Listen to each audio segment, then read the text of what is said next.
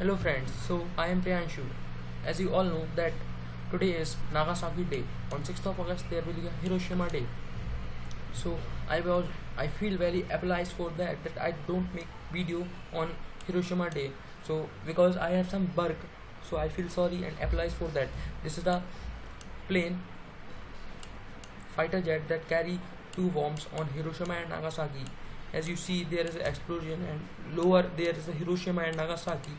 That's was bombed by America in order to end the war, second world war. तो start करते हैं. उससे पहले मैं आप लोगों को एक बात बता देना चाहूँगा, अगर आपने मेरे चैनल को सब्सक्राइब नहीं किया तो सब्सक्राइब करें और बेल आइकन को दबा लें जिससे आने वाली अपडेट आपको मिलती रहे. तो let we start the video. So इसकी मेन कॉज की क्या थी? History of nuclear attack. Today we will discussed about on Hiroshima and Nagasaki. History of nuclear attack Hiroshima. On Hiroshima on 6th August 1945, US B-29 bomb plane, B-29 jet plane named B-29 jet plane named उसमें एक व्यक्ति बैठे थे जिनका नाम था Enola Gay. Unleashed a bomb. उन्होंने drop किया था बॉम्ब. उस बॉम्ब का क्या नाम था? Little boy named bomb on Japan southern west city of Hiroshima.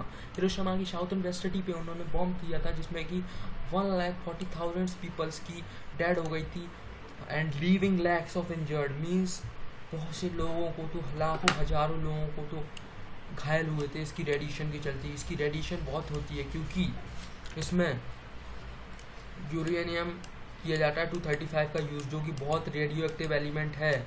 इसमें टाइटेनियम होता है, टाइटेनियम 232, जो कि केमिस्ट्री के बहुत ही ज़्यादा रेडियो एक्टिव एलिमेंट्स हैं. तो आप समझ गए होंगे. और कुछ लोग तो रेडिएशन की वजह से बाद में मरे थे, कुछ महीने, कुछ दिन, कुछ सालों के बाद. अब बात आती है Nagasaki day. On today there is 9 August the United States dropped a bomb named Fat Man on the city of Japan, that is Nagasaki, killing 75,000 people. इसमें 75,000 people की डेथ हो गई. आप समझ सकते हैं कितनी रेडिएशन होगी इसमें. तो ये दो बॉम्ब है. ये है फैट मैन है एंड ये लिटिल मैन है. ये आपको उनकी स्ट्रक्चर समझ में आ रहा होगा. This is very fat and this is very slim and small. That's why this is called little boy.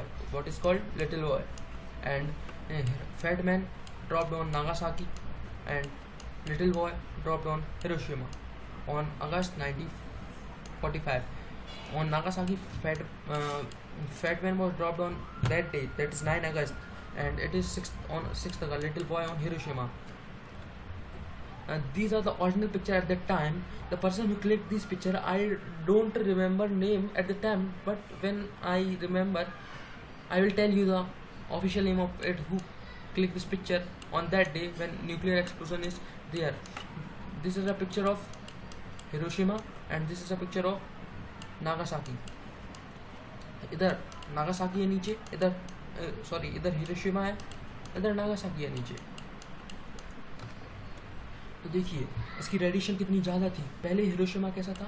Hiroshima पहले ऐसा था बिफोर, उसके बाद में ये हिरोशिमा ऐसा हो गया. वहाँ की एक बहुत फेमस बिल्डिंग है ये जो आप देख सकते हैं पीछे, इसका बिल्कुल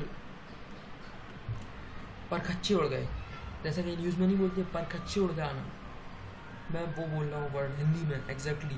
तो उसकी रेडिएशन की वजह से आप समझ सकते हैं कि अगर कहीं पे ये ड्रॉप हुआ हो तो वहाँ की बिल्डिंग तक मेल्ट हो जाती हैं और जो इंसान तो समझ लिए वो मेल्ट ही हो जाएगा. और कुछ दूर की रेडिएशन पे मतलब इसका 13 स्क्वायर किलोमीटर पे तक असर हुआ था इसका, जिसमें कि कुछ लोगों के ऑर्गन्स मेल्ट हो गए थे, कुछ लोगों को जेनेटिक डिसऑर्डर हो गया था, बहुत सी प्रॉब्लम आ गई थी, स्किन कैंसर हो गई थी रेडिएशन की वजह से. और उस वहाँ के टाइम की ओजोन वहीं से डैमेज होना स्टार्ट हुई थी. अब देखिए इफेक्ट क्या थे. हिरोशिमा का ये फेमस म्यूज़ियम था उस टाइम का, हिरोशिमा प्लेस मेमोरियल म्यूज़ियम, जो पहले की ऐसा दिखता था. मैंने बताया वो बिल्डिंग मेल्ट हो जाती है. तो उसके बाद ये देखिए कुछ नहीं बचा था यहाँ पे. ये आपको कुछ समझ नहीं आ रहा हो तो मैं आपको एक बात बता दूँ. ये देखिए, ये इसका डिफरेंस समझ में लीजिए. ये देखिए ये है उस टाइम का स्ट्रक्चर. ये माउंटेन है, ये भी माउंटेन है. यहाँ पे जो बिल्डिंग थी वो मेल्ट हो गई, यहाँ पे कुछ नहीं रह गया. अब ये देखिए ग्राउंड ज़ीरो की report by discovery of mind. देखिए नागासाकी पे ये इस जगह पर बॉम्ब ड्रॉप किया गया था. ये ग्राउंड ज़ीरो है, यहाँ पे ये बिल्डिंग्स वगैरह थी. तो यहाँ पे ग्राउंड ज़ीरो ये था, ये वाला पॉइंट. तो जब यहाँ पे ग्राउंड ज़ीरो पर बॉम्ब ड्रॉप किया गया था ना, तो after this you can see here what happens. Many peoples left their home, many peoples were killed, and many peoples who are left, they only pray to get that please, मतलब कि वो सिर्फ भगवान से ये दुआ कर रहे थे कि भगवान बस उनको भगवान मौत दे दे, क्योंकि वो इतनी रेडिएशन इतनी बहुत ज़्यादा ही ख़राब चीज़ होती है जिससे कि आप समझ सकते हो ऑर्गन मेल्ट हो जाना, वेल्डिंग मेल्ट हो जाना। ऑर्गन तो बहुत सॉफ्ट ऑर्गन होते हैं अपने, फील्डिंग आप ये ज़्यादातर रेलवे ट्रैक होता है वो तक मेल्ट हो जाता है इतना हार्ड, तो सोचिए क्या हो सकता है। अब ये क्यों हुआ था मैं बता दूं, मैंने जैसा कि आपको बताया था why this happen because the main cause of it the bomb attack on Hiroshima is to end the world war second. Hiroshima and Nagasaki was bombed by America to in order to end the world war second. Large number of people continue to died few months, radiation sickness हो गई थी उनको, skin cancer हो गया था, genetic disorder हो गया था, कुछ सालों महीनों बाद भी लोगों की डेथ हो रही थी क्योंकि उनकी पूरी शरीर मेल्ट हो चुका था, इंजरीज थी उन्हें, कंपाउंड में एंडलेस अमाउंट थे, मतलब वहाँ पे भूखमरी हो गई थी। In both the cities most of the deaths were civilians, वहाँ पे ज़्यादा से ज़्यादा लोग सिटीजन्स की डेथ हुई थी। जापान सरेंडर कर दिया था, जापान ने एलएस को on 15 August 6 days after Soviet union declaration of war. Soviet union Russia के टाइम की, रशिया का नाम है, उस पुराना नाम सोवियत यूनियन है। डिक्लेरेशन ऑफ वॉर 6 डेज जब सोवियत यूनियन ने डिक्लेयर किया था वॉर के लिए। एंड बॉम्बिंग नागासाकी, क्यों किस वजह से, नागासाकी के बॉम्बिंग की वजह से the Japanese government sign the instrument of surrender. वो एक इंस्ट्रूमेंट ऑफ सरेंडर एक तरह का बॉन्ड है जिसको जापान की गवर्नमेंट ने साइन किया था। डेट क्या थी उस दिन, September 2 on Tokyo bay. These are general knowledge question, please remember it.